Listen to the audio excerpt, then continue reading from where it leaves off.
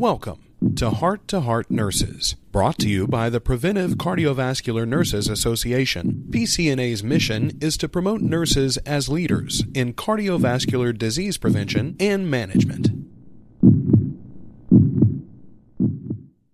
I'd like to welcome our audience to today's episode where we have the privilege of speaking with Kim Newlin. Kim, could you provide a little bit of background for yourself? Oh, absolutely.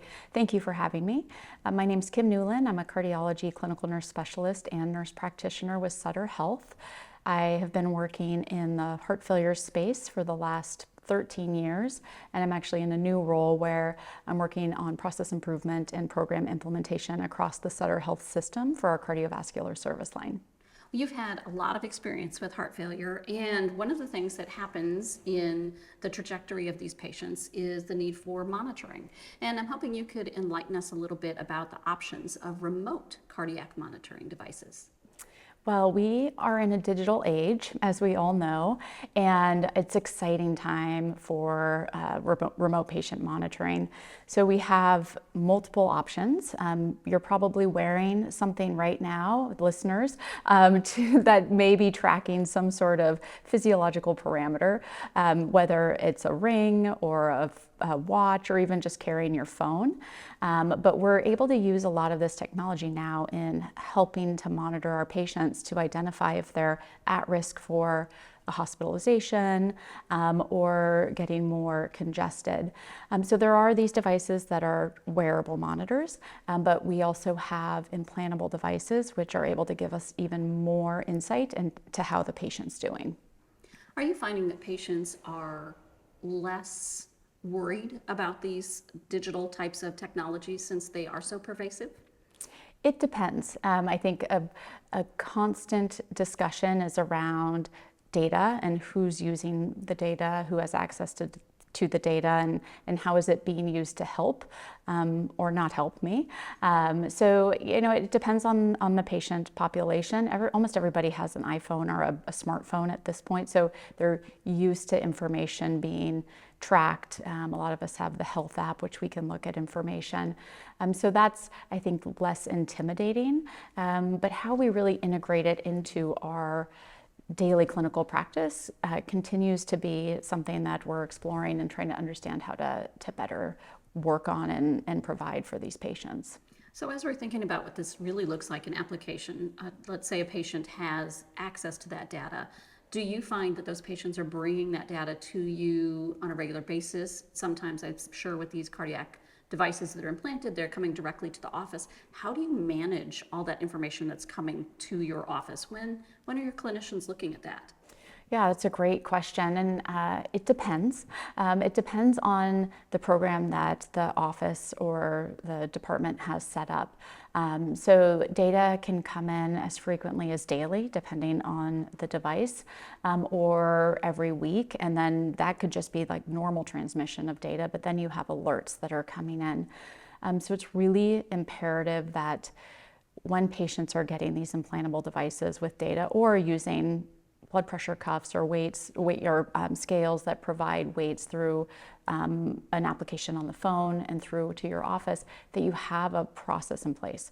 So great to have data, but you do need the people still. This doesn't replace the need for people to really have the knowledge to look at the data, understand the data, and identify when a patient may need to be triaged or brought in, and making sure that the information gets back to the patient. I think probably one of the ways to not earn trust with patients is to tell them about this great device, place it, let them know that it's going to allow us to have regular communication with them about how they're doing and for them to never hear anything. So I think making sure they know that the data is getting to us, that we're looking at it, and then we're acting on it in an efficient way, not weeks after that piece of data comes into our office and into our hands. So in many ways, it almost increases communication between the clinician and the patient.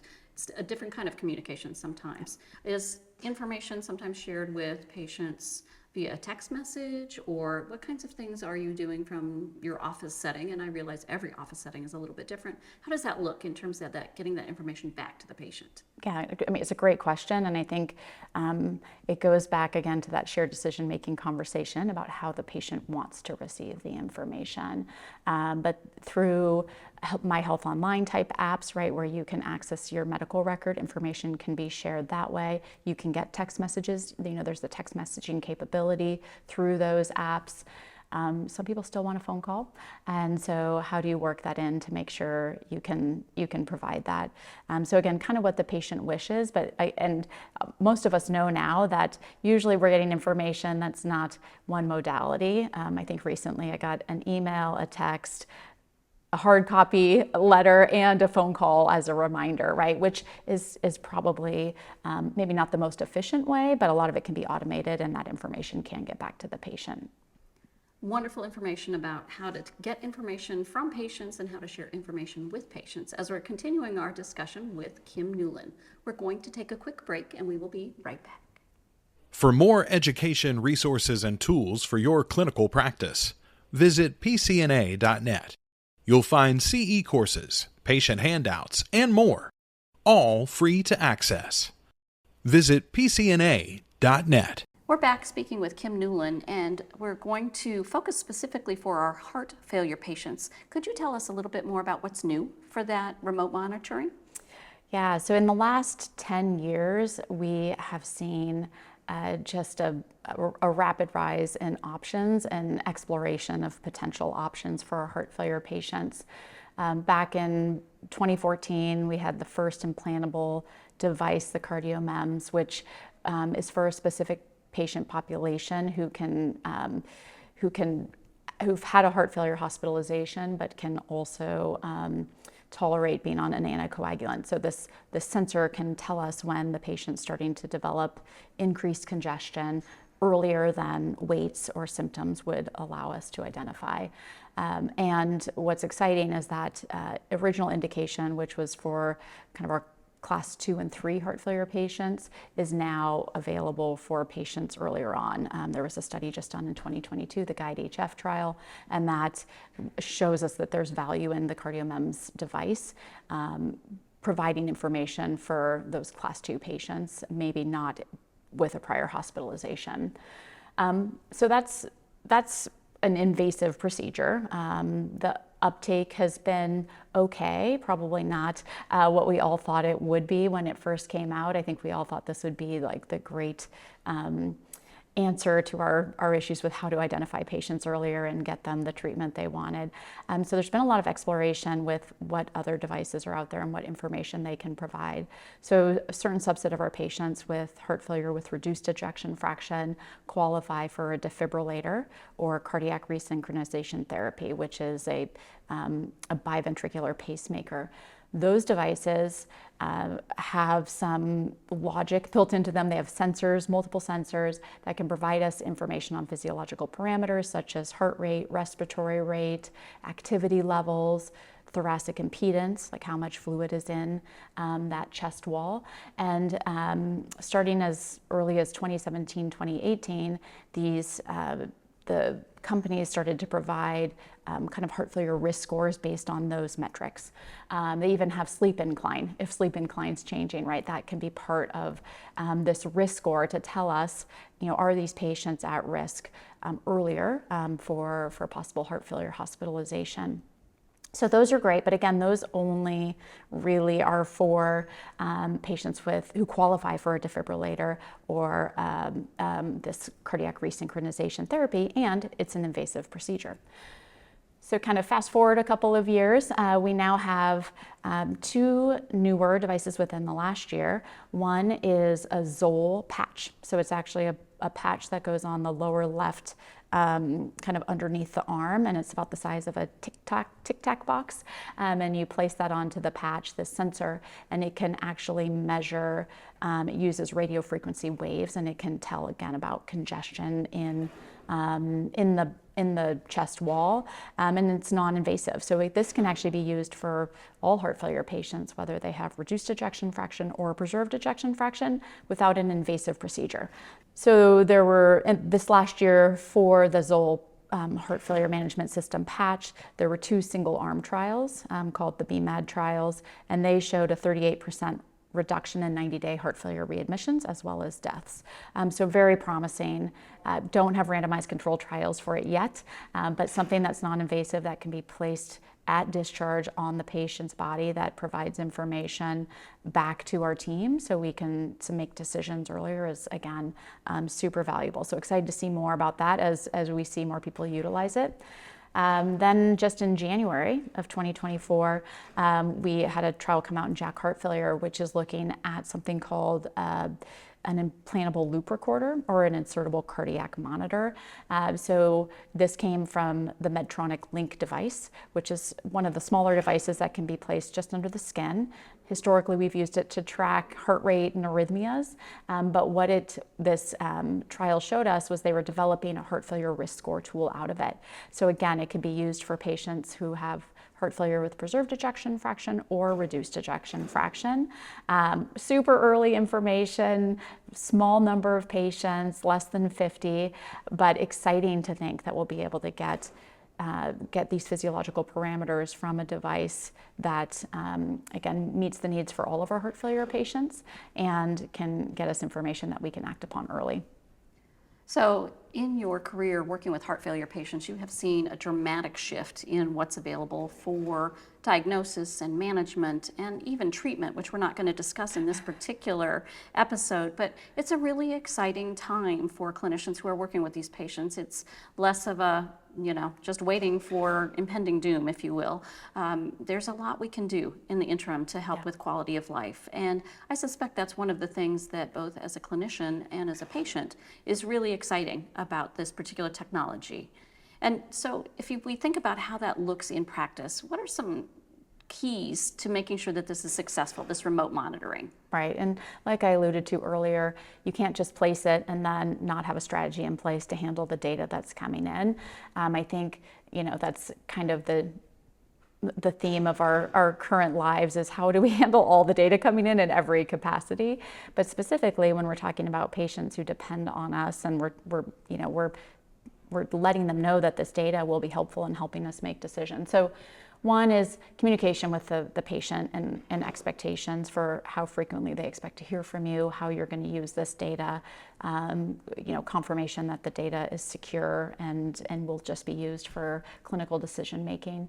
So I think that's kind of engagement with the patient, that shared decision making discussion that has to happen, including the right identification of the right device, right? So again, part of that discussion with the patient. So what device is best for them based on kind of the buffet of options that are available, some of what we discussed. The second piece is a team that's available and ready to take that data. So you have to invest in the people to handle the data. Again, it won't replace people. We need the trained individuals who have the knowledge to look at the data and provide that information back to the patient. So the people, the training, giving them time in their work, it can't be the thing that drops to priority number 7 on the list when other things come up, right? This really needs to be a priority for that staff, which kind of in that world of prior authorizations as well, it falls into that same space, right? And then the third one is our standard procedures or processes in place, right? Like how do you consistently address the data that's coming in and make sure that the treatment protocols for whether it's, stay the course or make an adjustment to your medication or come into the office today or tomorrow, right? Like you need to have those laid out. So it's a consistent process for how you're handling the patient, obviously in a conversation with the patient about what's changed or what's going on or, what Super Bowl party did they just go to? Why did they stop their Lasix? Because they were traveling for 5 days. Those conversations need to happen. And some of it you can kind of write the course through a conversation, but sometimes you need to bring them in. So having those standardized protocols in place just help with efficiency and standard of care. So you're providing that to everybody who has those devices. Kim, you have given us a lot of information and a lot of hope for our patients with heart failure. Can you maybe tackle my question, which is, what's one takeaway that you would have our listeners keep as part of our conversation? Yeah, I think probably the one thing I would recommend, and even when I got ready for this podcast and presentation, is make sure you're aware of what's out there, right? Really read up on the literature, and hopefully, some of this information will help. But I think understanding your patient population and which devices your population has and what information is available, as well as what's happening right now with that information. Because if you don't know where you are in that space, then you won't know kind of that next step to take. So that's for those who are kind of in what's going on with our patients. And then I think the most important thing is keeping up with the newest information that's coming out, because it's coming out so quickly, and it'll just continue to provide benefit to our patients. And so when you're looking at the newest information, what kind of resources would you recommend? Well, one thing I do is I get an automatic push from several organizations, including PCNA, ACC, AHA, about the newest literature. And I take the time to look at those, because that's often where I'll find, kind of snippets of information. I always go to PCNA for any patient education materials, as well as any recent educational programs that might provide me information. And then I listen to my patients, because oftentimes they'll hear things too about newest technologies that I haven't heard of. Kim, thank you so very much for enlightening me and enlightening our audience about what's newest and greatest in heart failure management and remote monitoring. This is Geraldine Warfield, your host, and we will see you next time. Thank you for listening to Heart Nurses. We invite you to visit pcna.net for clinical resources, continuing education, and much more.